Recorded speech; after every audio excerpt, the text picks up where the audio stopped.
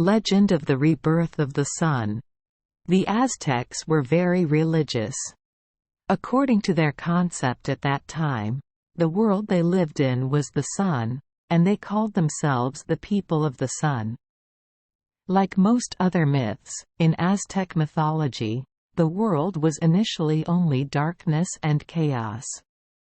There is only one god in existence named Ometeotl, a bisexual god, possessing both male and female elements. There is also a legend that the god Ometeotl separated himself into two separate entities: the male god Tenochtitlan and the goddess Tenochtitlan. Thanks to that bisexual characteristic, the god Ometeotl did not need to mate but gave birth to 4 children, 4 extremely important gods in later Aztec mythology, namely Huitzilopochtli, Tezcatlipoca, Xipe-Totec, and Quetzalcoatl, represent the 4 directions east, west, south, north. The 4 gods then joined hands to create the next generation of gods: the earth, the waters and the crocodile. Giant Cipactli, the monster that then ate everything the gods created. The gods had to work together to destroy the monster and take its flesh and blood body to create hilly land. Like mentioned above, the Aztecs believed that our planet is located at the center of the universe and is the sun. However, the world we live in does not exist forever. It has been destroyed 4 times and reconstruct. Each time, one of the gods must volunteer to sacrifice himself, jump into the fire and immolate himself so that our world can be reborn. Perhaps that is why the ancient Aztecs always kept the custom of sacrificing living people as a way to thank the gods for their sacrifices.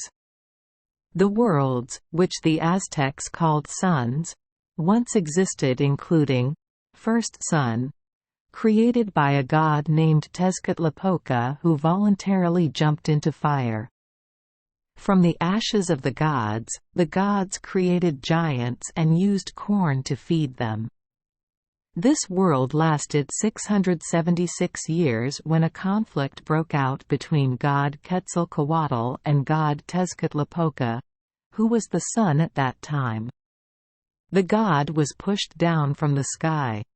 He was angry and sent leopards down to eat the giants. So the first solar cycle perished. Second sun. This is the era of domination of the god Quetzalcoatl. God created the world and humans and fed them with pin nuts. Everything seemed fine until humans began to become evil and decadent. God Tezcatlipoca still sought revenge. He turned humans into monkeys.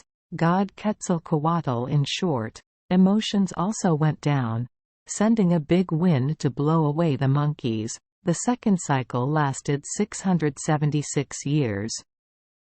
Third sun, also known as the rain cycle. This is a world reborn and governed by the rain god. The world proliferates and people can sow grain seeds in the ground thanks to rainwater, but this cycle only lasts 364 years. God Tezcatlipoca once again became a troublemaker, kidnapping god Tlaloc's wife, causing him to be so busy looking for her that he forgot to let rain fall on the world. The earth is so dry and hot that it spontaneously burns, so the third endgame is completed. Fourth sun. In this reset, the sister of predecessor Tlaloc, the goddess Chalchuthlicue, is appointed as the sun. People have begun to grow their own corn to eat. However, once again the gods Tezcatlipoca and Quetzalcoatl broke the game. They overturned Chalchuthlicue. When the goddess fell to the ground, she broke into countless streams of water, and the whole world was destroyed by a great flood after 676 years.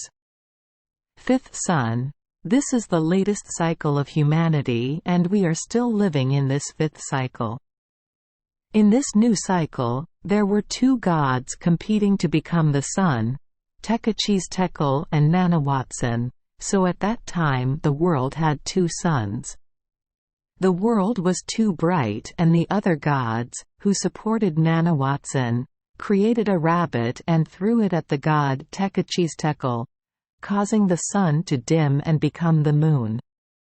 The Aztecs believed that the fifth cycle we are living in will eventually end and be destroyed by a great earthquake. Thank you for joining us for today's fairy tale. We hope these stories bring joy and meaning to your day.